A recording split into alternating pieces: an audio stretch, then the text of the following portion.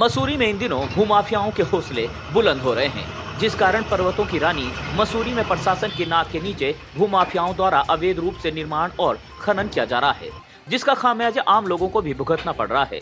जानकारी अनुसार मसूरी में शुक्रवार की देर रात मसूरी पोस्ट ऑफिस के समीप भूमाफियाओं द्वारा अवैध रूप से खनन कर निर्माण कार्य किया जा रहा है।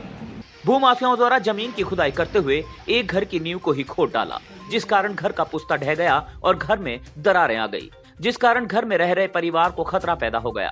वहीं परिवार द्वारा घर को खाली कर दिया गया, परंतु भूमाफियाओं के हौसले इतने बुलंद हैं कि अभी भी निर्माण कार्य जारी रखा गया है। पीड़ित परिवार द्वारा 112 में कॉल करके पुलिस प्रशासन को पूरे मामले की सूचना।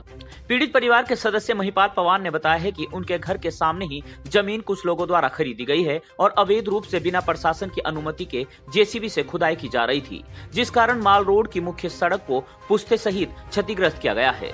उन्होंने कहा है कि भूमाफियाओं द्वारा करीब 30 फीट नीचे खुदाई कर दी गई, जिस कारण उनके घर की नींव हिल गई व उनके घर का बरामदा भी क्षतिग्रस्त हो गया। डर ये भी बना हुआ है कि किसी वक्त भी मकान धराशायी हो जाए। उन्होंने कहा है कि भूमाफियाओं द्वारा बड़े भ्रष्टाचार को अंजाम देते हुए मसूरी देहरादून विकास प्राधिकरण अधिकारियों की मिलीभगत से सभी नियमों को ताक पर रखकर खुदाई, निर्माण कार्य व सार्वजनिक शौचालयों को भी कब्जा किया जा रहा है। उन्होंने बताया है कि उन्होंने इस प्रकरण की शिकायत मुख्यमंत्री हेल्पलाइन पर भी की थी।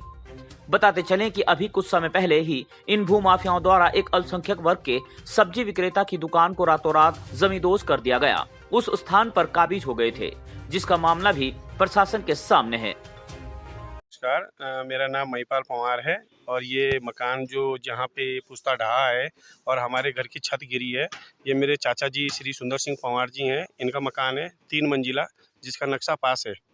और हमारे घर के सामने जो है कुछ यहाँ के माफिया लोगों ने ये ज़मीन खरीदी है और ज़मीन खरीदी है, लेकिन इस तरीके से का काम करवा रहे हैं कि 30-30 फीट गहरी फाउंडेशन करवा रहे हैं।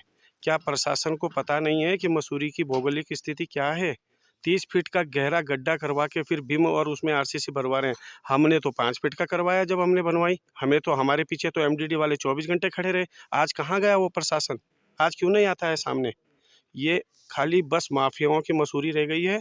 यहाँ पे 2-2, 3-3 पार्टनर हैं। ये कभी किसी को बंदूक से डराते हैं, कभी किसी को जो है गुंडे लाके डराते हैं। अभी इन्होंने एक माल रोड पे बैठे हुए सब्जी वाले को भगा दिया। ऐसे ही सोच रहे हैं कि हर किसी को भगा दिया जाए। हमने तो पैसा लगा रखा है अपनी प्रॉपर्टी पे, हम तो नहीं जाएंगे ऐसे। है सर, 100% प्रशासन की इसमें हाथ है, इसमें मिला हुआ है प्रशासन। अगर प्रशासन मिला हुआ नहीं होता तो रात दिन काम हो रहा है, जीसीबी चल रही है यहाँ पे, जबकि अलाउड नहीं है जीसीबी। एक खून करने के बराबर उसकी सज़ा होती है, और फिर भी यहाँ पे जो है इस तरीके से काम किया जा रहा है। सबकी सीवर लाइनें टूट गई, पानी की लाइनें टूट गई, हमारे घर का पुस्ता टूट गया, हमारी नींव सारी दिख रही है, ऊपर से हमारा छज्जा गिर गया।